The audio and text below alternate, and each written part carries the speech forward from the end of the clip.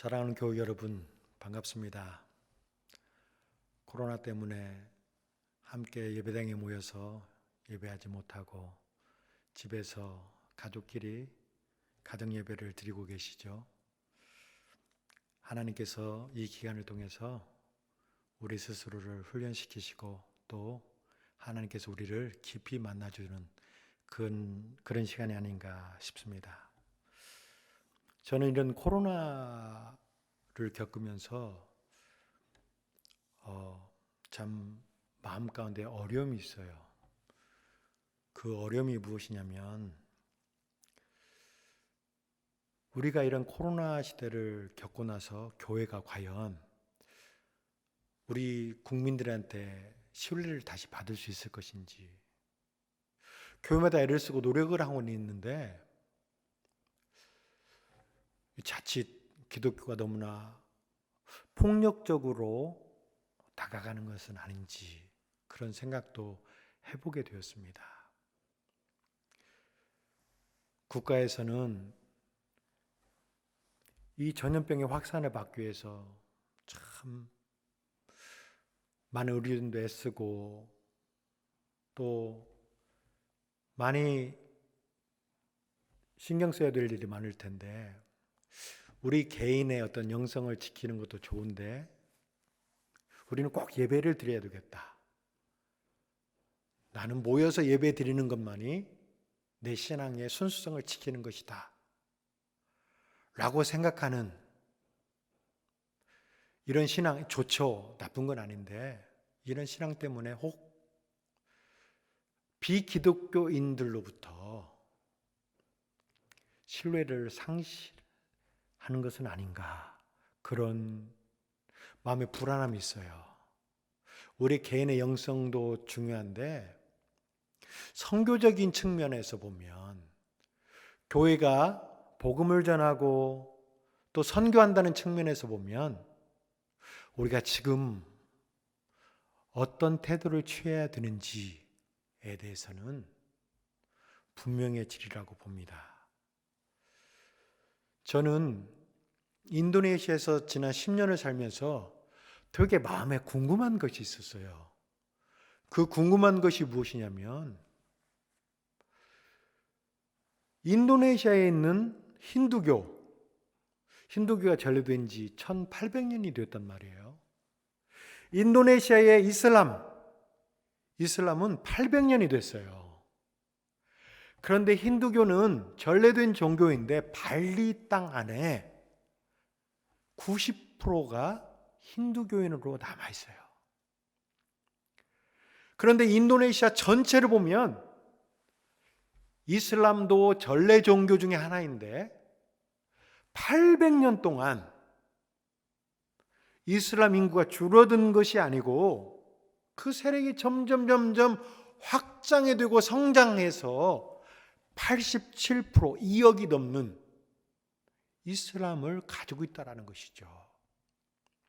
우리는 기독교가 진리의 종교임을 믿습니다. 예수 그리스도만이 구원자이심을 믿습니다. 그런데 제 마음 가운데 우려스러운 건 기독교가 한국 땅에 들어온 지 135년이 됐단 말이에요. 그런데 통합 측 통계 자료에 의하면 2015년부터 매년 10만 명씩 교인이 줄어들고 있어요. 매년요. 그러니 1000명이 모이는 그런 교회가 1년이면 100개가 사라진다는 것이고 100명이 모이는 교회가 1000개씩 사라진다라는 의미지 않겠습니까? 저는 되게 궁금했어요.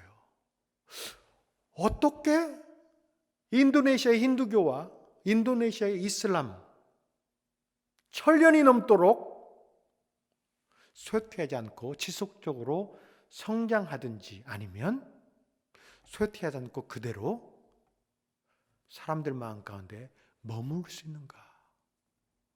이 사람들에게 있는 비밀은 무엇인가? 이것을 추적해 보았습니다. 그런데 몇 가지 공통점이 있는 것을 발견했어요. 그런데요, 그 공통점은 우리 기독교 안에도 있단 말이에요. 동일해요. 성장하는 모든 종교, 대중 종교는 동일해요. 그런데 그동안 우리가 소홀했던 것들이 있어요. 우리가 그동안 간과했던 것들이 있어요. 그것을 오늘 여러분에게 말씀을 드리고, 그것을 통해서 다시 한번 한국 기독교의 부흥 또는 성장을 얘기해 보려고 합니다. 바로 첫 번째로 우리가 그동안 소홀히 했던 것, 간과했던 것들이 무엇이냐면 우리 안에 바로미터가 필요하다. 즉 절대 기준이 필요하다라는 것입니다. 그 절대 기준이 무엇이냐면 바로 율법이에요. 율법. 여러분, 율법주의와 율법은 다르지 않습니까? 우리는 율법으로 구원받는 것이 아니라고 생각하기 때문에 자꾸 율법을 율법주의화해서 생각해서 율법은 좋지 않은 것이라고 부정적인 어떤 의미로 우리 머리 가운데 남아 있을 수 있습니다. 그런데요, 말 그대로 율법이라는 게 뭐예요? 율법은 법이에요. 법. 법은 무엇이죠? 법은 옳고 그름을 판단할 수 있는 근거가 되는 거예요. 해야 될 것과 하지 말아야 될 것들을 판단하는 그 근거가 되는 것이 바로 법입니다. 오늘 말씀을 한번 살펴볼까요? 오늘 느헤미야 8장 1절부터 9절까지 우리는 그 말씀을 읽었습니다. 이것은 무슨 내용이냐면 느헤미야가 불타버린 성문과 무너진 예루살렘 성벽을 전부 보수하고 새로 지어놓고 말 그대로 헌당식을 하는 거예요. 수문광장, 물이 들어오는 수문광장에 예루살렘에 있는 이스라엘 사람들을 다 모아놓고 에스라, 학사인 에스라를 데리고 왔어요. 그리고 에스라에게 성경을 가져오라고 얘기합니다. 에스라가 성경을 가져와서 백성들이 모였는데 느헤미야가 7일 동안 성회를 베풀었어요. 그래서 첫날에 백성들이 모였을 때 에스라에게 성경을 낭독하라라고 얘기를 했습니다. 그래서 새벽부터 에스라가 성경을 낭독해주고, 그리고 그 옆에 서 있던 레위 사람들이 그 성경이 어떤 내용인가를 해석을 해주는데, 놀라운 것은 아침부터 정오까지 성경을 쭉 듣는 순간 거기에서 그 말씀을 듣고 있던 이스라엘 백성들 안에 무엇인가 영적인 움직임이 있었어요. 그 움직임이 뭐냐면 가슴에 무엇인가 뭉클함이 있더라는 거예요. 그게 뭐예요? 성경을 쭉 읽다 보니까 여러분 9절에 뭐라고 나와 있어요? 9절에 백성이 율법의 말씀을 듣고 다 우는지라 라고 표현하고 있습니다. 백성이 하나님의 말씀을 새벽부터 듣다가 정오가 됐는데 그 정오 정도 되니까 몇 시간 듣다 보니까 울음이 터지기 시작했어요. 여러분, 그 울음이 무엇일까요? 왜 그들이 지금 하나님의 말씀을 들으면서 울고 있는 것일까요? 여러분은 왜 우세요? 하나님의 말씀을 들을 때 왜 우세요? 감동이 되기도 하고 위로가 되기도 하고 무엇인가 깨달음이 있을 때 우리는 우는 거 아닌가요? 맞습니다. 이스라엘 백성이 새벽부터 말씀을 듣는데 정오쯤 되자 뭔가 깨달음이 왔다는 거예요. 그 깨달음이 뭐예요? 성경을 쭉 느헤미야서를 읽어보면 아시겠지만 그것은 뭐냐면, 아하! 우리가 왜 바벨론에 페르시아의 식민지로 살아가는지, 우리가 왜 이런 어려움을 우리 조상적부터 당했는지 성경을 읽는 동안 깨달아졌어요. 이스라엘 백성들이 무엇이라고 얘기하냐면, 아하! 우리 백성들이 하나님의 크신 은혜를 입고서도 그 은혜를 망각하고 하나님을 배반했구나. 그래서 결국은 우리가 바벨론의 포로가 되었고 페르시아의 식민지로 지금도 살아가는구나. 말씀을 들으면서 깨달아졌던 것이 무엇이냐면 그들의 삶이 해석이 되는 거였어요. 무엇이 옳은지 무엇이 그른지 해야 될 것과 하지 말아야 될 것들이 법을 통해서 깨달아지더라라는 거예요. 여러분, 코로나가 왜 왔어요? 우리는 자세히는 모르지만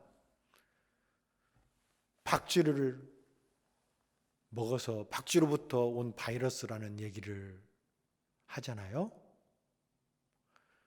박쥐 아니면 우리가 먹을 것이 없나요? 많은 먹거리들이 있지만 우리가 때로는 분별해서 먹어야 될 것이 있지 않습니까? 해야 될 것과 하지 말아야 될 것, 지켜야 될 것, 옳은 것과 그른 것, 이런 판단 기준이 우리 마음 가운데 없으면 하지 말아야 될 것을 하고도 태어날 수가 있어요. 옳고 그른 것을 분별하지 못하면 옳지 않은 것을 하고도 아무런 가책을 느끼지 못한다는 거예요. 제가 염려하는 것은 무엇이냐면 우리가 그동안 신앙생활을 해왔지만 그동안 수많은 설교를 들어왔지만 내 스스로 옳고 그름을 판단할 수 있는 기준의 근거 하나님의 말씀이 내 마음 가운데 있느냐라는 거예요. 여러분, 하나님의 말씀을 얼마나 잘 알고 계세요? 하나님의 말씀을 매일 묵상하세요. 큐티 말고요. 하나님의 법, 율법을 말해요. 해야 될 것과 하지 말아야 될 것, 옳은 것, 그른 것, 스스로 분별할 수 있는 해석의 능력을 여러분 갖고 계세요? 왜 기독교가 점점 기울어지고 있어요? 말씀을 듣는 귀는 열려 있는지 몰라도, 수시로 우리가 설교를 통해서 은혜 받는지는 몰라도 나 혼자 있을 때에 하나님의 법이 내 안에서 나를 다스려서 옳고 그름을 판단해서 해야 될 것과 하지 말아야 될 것의 경계를 분명히 해야 될 텐데 우리가 점점 그것을 잃어가고 있어요. 성경 말씀을 암송하고 묵상하여 깊이 율법을 마음에 새기는 것을 멀리하고 있어요. 유대인들은요, 토라를 읽잖아요. 어린 시절부터 토라를 암송하잖아요. 그들은 법을 알고 있잖아요. 하나님의 법을 알고 있잖아요. 어떻게 살아야 되는지를 성경을 통해서 그들은 찾아가잖아요. 그러니 4,000년이 지나도 국토를 이룬 지 2,500년이 지났어도 그들의 자주적인 민족성, 그 신앙심을 잃지 않더라라는 것이죠. 사랑하는 성도 여러분, 여러분 안에는 바로미터가 있습니까? 절대적인 기준, 율법이 여러분 마음 가운데 있어서 이것을 가지고 현 시대를 해석할 수 있는 능력이 있습니까? 여야가 대립하고 보수와 진보가 대립하고 있는 이 상황 속에서 교회가 해야 될 것과 하지 말아야 될 것을 바로 분별하여 해석할 수 있는 능력이 우리 안에 있어져야 된다는 것입니다. 두 번째로 우리의 도덕적인 기준을 높여야 돼요. 문턱을 높이는 것과 같아요. 교회는 아무나 들어올 수 있지만 누구나 들어올 수 있는 곳은 아닐 수 있어요. 여러분, 하나님의 말씀을 듣고 예수 그리스도가 나의 구주라고 고백하는 사람은 반드시 지키고 따라야 될 것들이 있지 않습니까? 그것이 우리에게는 십계명일 수 있어요. 최소한 10계명만 잘 지켜도 우리는 그 신뢰를 잃지 않을 수가 있어요. 여러분, 요즘은 11계명이 있다는 얘기 들어보셨어요? 10계명이 쭉 있는데 마지막 11계명, 11번째 계명이 뭔지 아세요? 이건 농담이에요. 11번째 계명은 다만 들키지만 말라. 여러분, 들키지만 않으면 되는 건가요?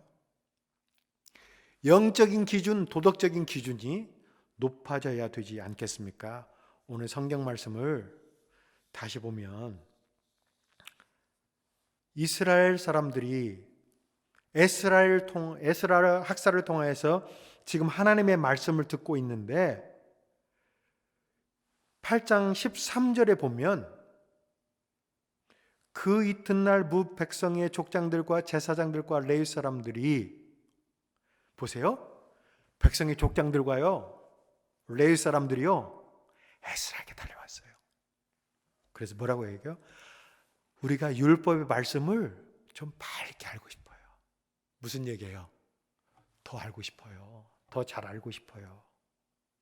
성경에 무엇이라고 쓰여 있는지 알고 싶어요. 그래서 에스라에게 다시 와서 그것을 읽어달라고 그래요. 해석해달라고 얘기를 해요. 그리고 에스라가 그 성경을 읽어주자 어떤 반응이 나타났어요?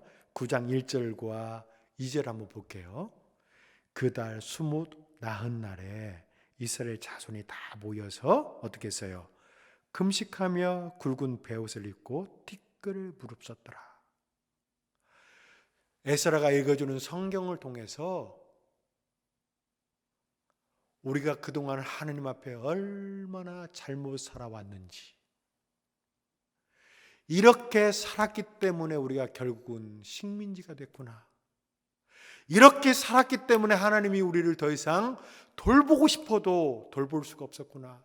여러분, 자녀들이 부모님의 말씀을 뿌리치고 나가면 돌보고 싶어도 어떻게 돌보겠어요? 그거 어렵지 않아요. 그러니까 하나님께서 그 펜스를, 안전막을 통해서 지켜 보호하고 싶었지만 그들이 뛰쳐나가는데 어떻게 지킬 수가 있었겠어요?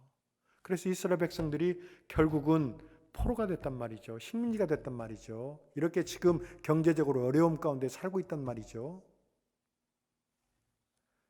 그리고 나서 그래서 그들이 굵은 베옷을 입고 티끌을 무릅쓰며 금식하며 지금 뭐예요?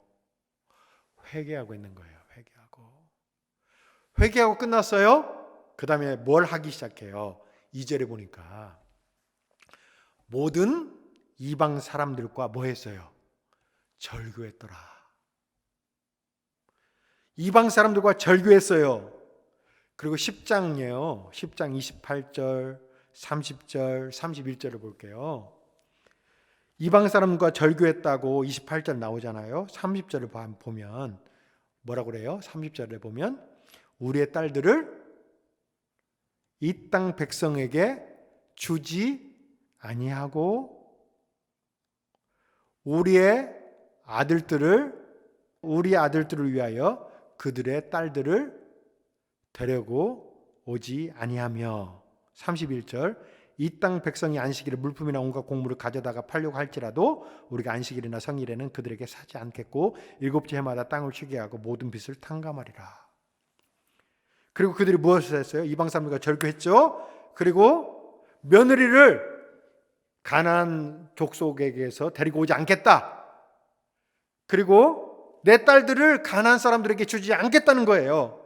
그리고 안식일 날에는 매매를 금지하겠다는 거죠. 그리고 땅은 7년째 되는 날은 쉬게 하겠다. 그리고 내 동족에게 꾸어준 빚이 있으면 그것을 탕감해 주겠다. 쉬워요? 쉽지 않아요? 쉬워요? 쉽지 않아요?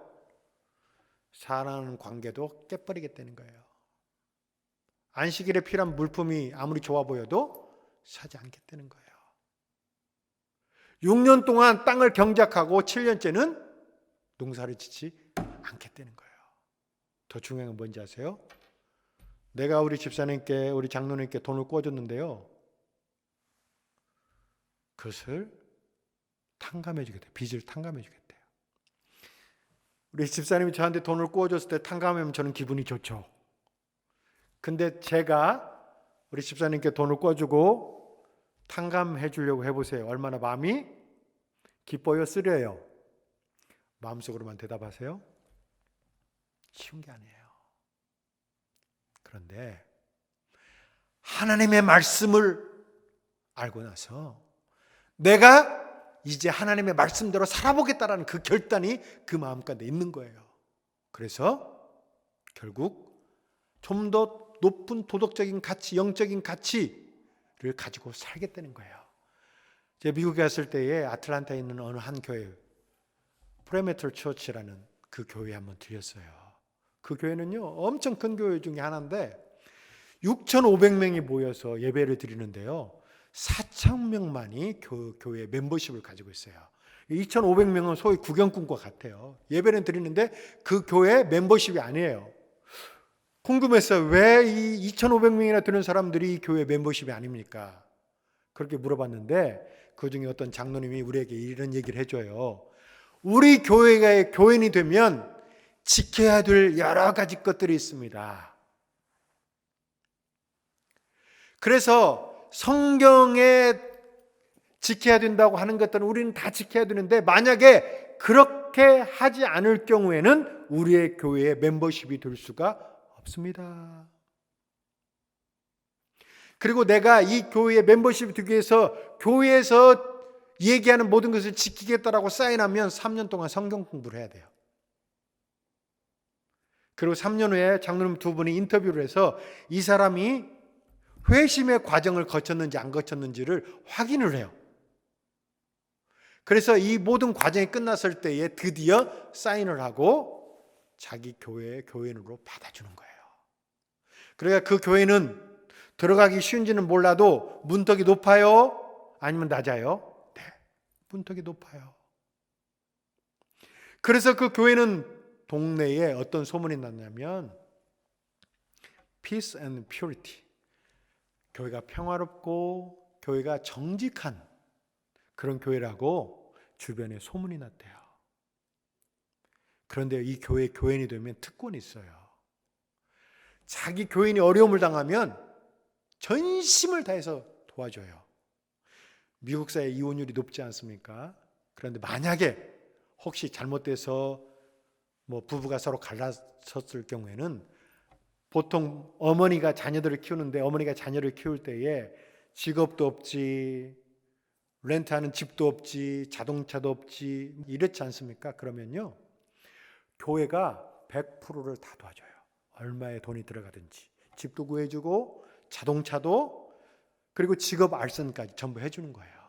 그런데요, 교회 밖에는요 구정금으로 한 달에 200불, 300불 딱 정해져 있대요.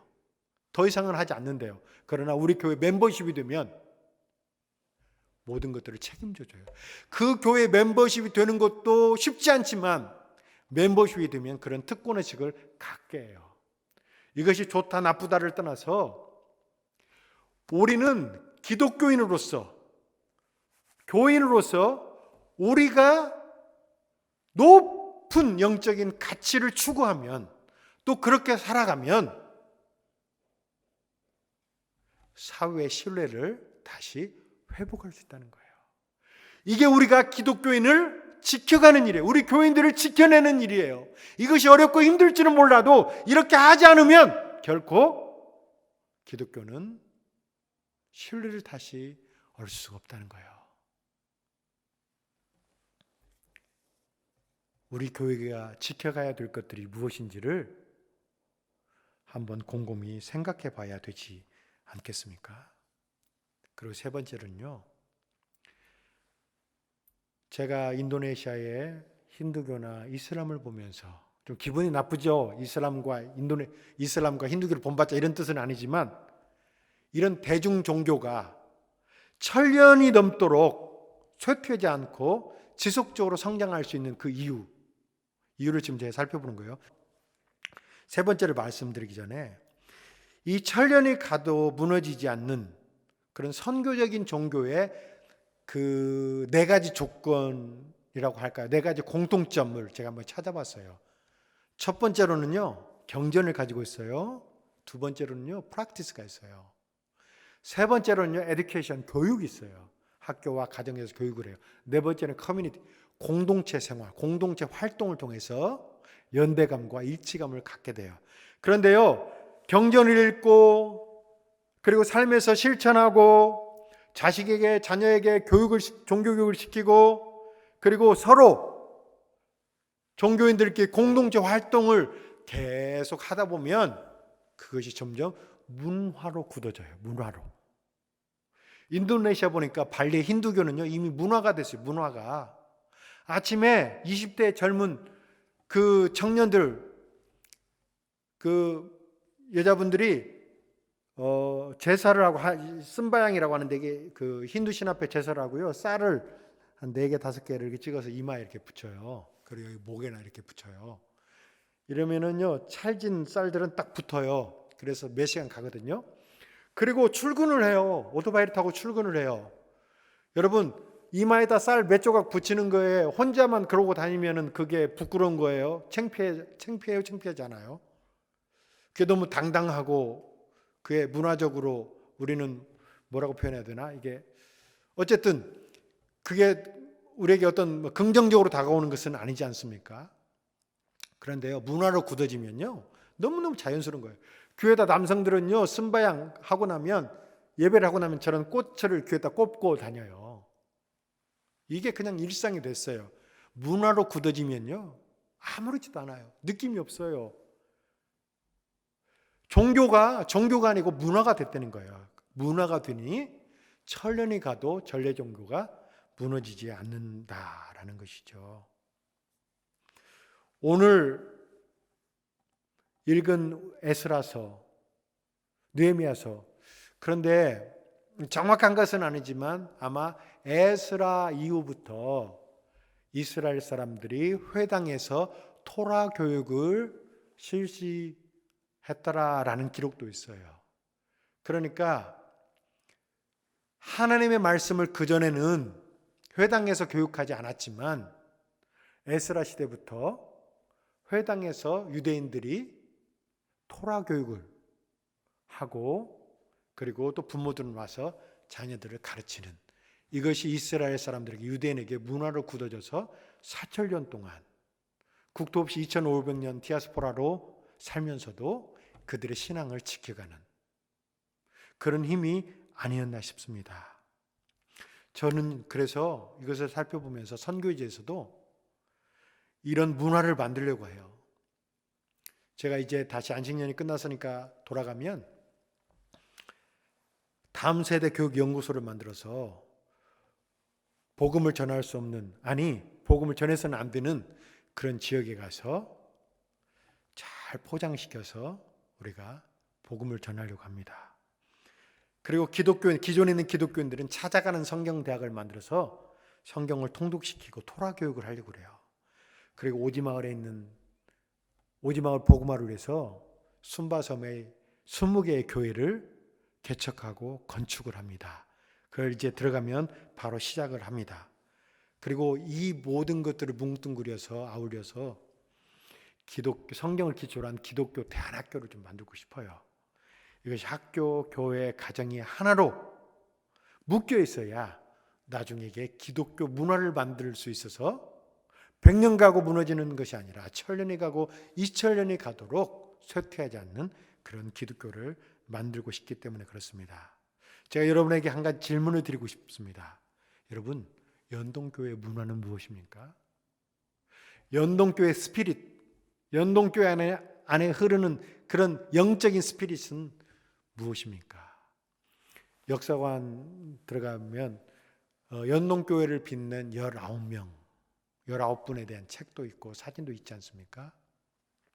그것을 보면서 여러분들은 무엇을 느끼십니까? 연동교회는요, 신앙의 자존심을 가지고 있는 교회예요. 한국 교회에서 연동교회를 주목하고 있어요. 연동교회가 하면 표준이 될 수 있어요. 연동교회는 큰 대형교회는 아니지만 그러나 영향력이 여러분 상상 이상인 교회가 바로 연동교회입니다. 연동교회만의 독특한 문화를 만들어 가야 돼요. 우리는 일제시대 때 저항하면서, 공산주의와 저항하면서, 독재 정권과 저항하면서 성장해 온 교회가 바로 연동교회입니다. 사랑하는 교우 여러분, 여러분 좀 자부심을 가지십시오. 연동교회는요, 제가 생각하기에는 사자 발톱을 가진 교회예요. 사자 발톱. 근데 이것을 모르면 토끼 발톱이 된다. 연동교회의 문화, 연동교회의 영적인 스피릿, 이런 것들을 알면 알수록 우리 교회가 무엇을 해야 될지 그것을 여러분 깊이 알게 될 것입니다. 사랑하는 교우 여러분, 한국 교회가 침체하는 것, 통계에 의하면 분명한 것이지만 저는 아직 기회가 있다고 믿습니다. 이제 한국 교회가 코로나 이후에 다시 신뢰를 회복하기 위해서는 우리 안에 바로메타, 우리 교우들 한 사람 한 사람이 그 마음 안에 말씀을 가지고 옳고 그른 것을 분별하고 해석할 수 있는 힘이 있어야 되고, 이제 스스로 영적인 자존심을 가지고 스스로의 문턱을 높이고 스스로의 특권의식을 가지며 하나님의 말씀으로 살아보겠다라는 결연한 결단, 그리고 이것이 우리 안에 문화가 되면 한국교회 아직 무너지지 않습니다. 한국교회 아직 소망이 있는 것입니다. 사랑하는 교우 여러분, 우리 이제 다시 일어나십시다. 코로나 때문에 움츠러들었지만 하나님께서 이것을 물리치게 하시는 그날, 다시 서로 건강을 회복하고 서로 소통이 이루어지는 그날, 우리 영적인 자존심을 회복하여 신뢰도를 회복하여 다시 한국교회가 성장하고 또 세계 방방곡곡에 선교하는 그런 아름다운 교회, 그런 교회로 지속적으로 남아있으시기를 간절히 부탁드립니다. 함께 기도하겠습니다. 우리 앞에서 인도하시는 하나님, 우리는 위기가 기회임을 믿습니다. 비록 코로나로부터 자가 격리하는 시간을 가지고 있지만 이 시간을 통해서 우리의 영성이 깊어지는 시간이 되게 하시고 우리 교회의 공동체가 얼마나 소중한지를 깨닫게 하여 주옵소서. 그리고 이런 재난을 방지하기 위해서 우리가 생태계를 보살피며 환경을 보호하는 사명이 우리 그리스도인들에게 있음을 알게 하여 주옵소서. 코로나가 떠나간 후 교회가 사회적 지탄의 대상이 되며 신뢰를 잃어갈까 염려가 됩니다. 그러나 이 기간을 통하여 교회들이 자신의 영성과 더불어 선교적인 관점에서 교회가 마땅히 해야 할 일을 하게 하시고 약자와 소외된 자를 묵묵히 돌보아 교회의 가치를 세상 속에 드러내게 하여 주시옵소서. 사랑의 주님, 우리 교우들을 보살펴 주시고 우리 국민들과 세계 곳곳에 있는 코로나 환우들을 긍휼히 여겨 주셔서 속히 낫게 하시고 치료제와 백신이 개발되게 하여 주옵소서. 우리가 불안과 염려 가운데 기도하지만 그 기도의 끝에서 희망을 보며 샬롬의 화평을 얻을 줄 믿습니다. 우리의 기도가 하늘을 열고 하나님의 손길을 경험하게 하여 주시옵소서. 감사드리오며 예수님의 거룩하신 이름으로 기도하옵나이다. 아멘.